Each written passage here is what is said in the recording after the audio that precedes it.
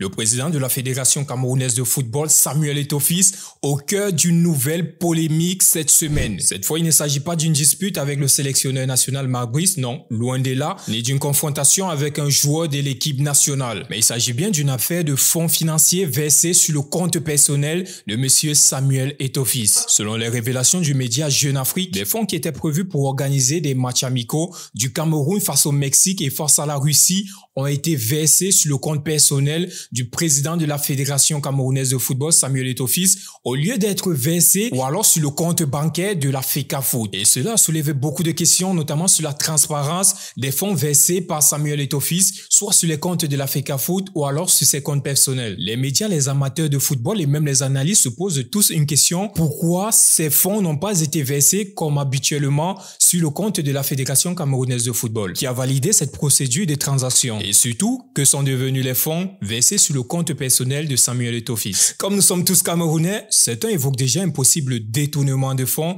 de la part du président de la Fédération camerounaise de football. De son côté, pour se défendre, Samuel Eto'o-Fils affirme notamment que tout a été approuvé par le comité exécutif de la Fédération camerounaise de football avant cette transaction. Et notamment le choix de verser les fonds sur le compte personnel de Samuel Eto'o-Fils aurait été motivé par le fait que actuellement la Russie subit des restrictions concernant les transactions bancaires sur le plan international. Il est aussi important de noter dans notre vidéo que les États-Unis ont bloqué la Russie concernant ces transactions-là, et c'est un pays d'Europe aussi. Pour éviter que les fonds de ce match ne soient bloqués, le président de la Fédération camerounaise de football et le comité exécutif ont trouvé cette technique-là. Elle a été adoptée bien que moins conventionnelle. Malgré ces explications du président de la Fédération camerounaise de football, il y a beaucoup de zones d'ombre qui subsistent concernant le montant et l'utilisation de ces fonds versés sur le compte de Samuel Eto'o-Fils. Samuel Eto'o-Fils dénonce une campagne de dénigrement contre sa personne visant à affaiblir et à ternir son image à la tête de la Fédération camerounaise de football. Mon avis personnel, Samuel Eto'o-Fils,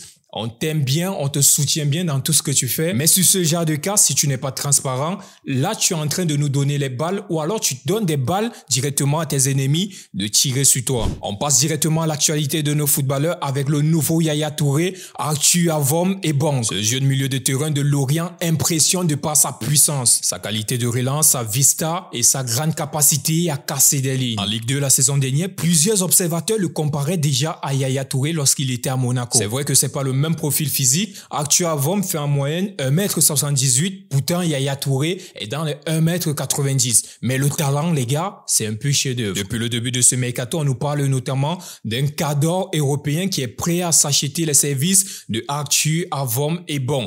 Chelsea en première position, ensuite il y a West Ham et notamment Aston Villa qui souhaite recruter l'international camerounais dès cet été. Du côté de Chelsea, la technique est simple: récupérer Arthur Avom avant de le prêter dans l'un de ses clubs satellites comme Strasbourg en France en Ligue 1 où il pourra mieux s'épanouir. Son profil physique et technique correspond bien au jeu de la Première Ligue, mais maintenant, est-ce que le joueur il a déjà cette capacité-là pour prendre son envol vu qu'il a juste fait une saison en Ligue 2 lors de la saison 2024-2025? Est-ce que c'est suffisant pour ce jeune crack de prendre son envol et aller affronter les plus gros clubs d'Europe? À seulement 20 ans aujourd'hui, Arthur Avom affiche un gros potentiel et les gars, il n'a même pas encore atteint 50% de ce qu'il peut faire. Lorient pourrait le laisser partir pour une somme avoisinant les 15 voire les 25 millions d'euros. Où voyez-vous ce jeune crack évoluer la saison prochaine? On passe en Première Ligue avec Carlos Baleba qui rêve déjà d'un ballon d'or africain. L'international camerounais a connu une folle ascension lors de cette saison 2024-2025 où il a ébloui toute la Première Ligue. Depuis son arrivée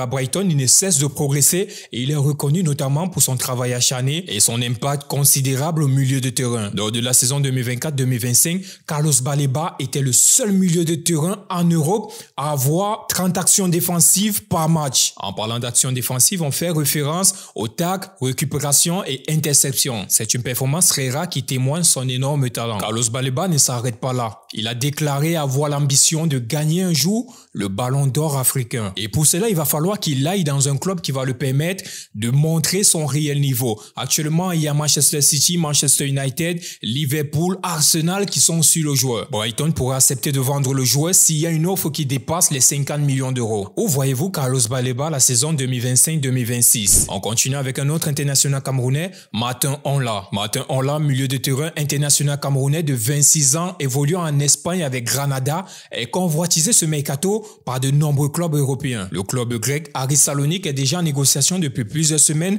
avec Granada pour le transfert de Martin Onla. Jusqu'à présent, Granada n'a pas encore officiellement annoncé un transfert, ce qui signifie que les négociations sont toujours en cours. Et de l'autre côté, des clubs français comme Strasbourg, Metz ou encore en Belgique avec le Royal Antwerp observent la situation sans avoir fait d'offre officielle jusqu'à présent. En cours de contrat avec Granada jusqu'en juin 2027, la saison 2024-2025, Martin Onla a disputé 33 matchs en seconde division espagnole. Il a montré sa régularité et sa fiabilité au club, mais aujourd'hui il veut se relancer dans un grand club d'Europe. Et actuellement, son prix sur le marché des transferts est évalué à 5 millions d'euros. Les gars, dites-moi où voyez-vous Martin Onla évoluer la saison prochaine. Merci d'avoir regardé cette vidéo jusqu'à la fin.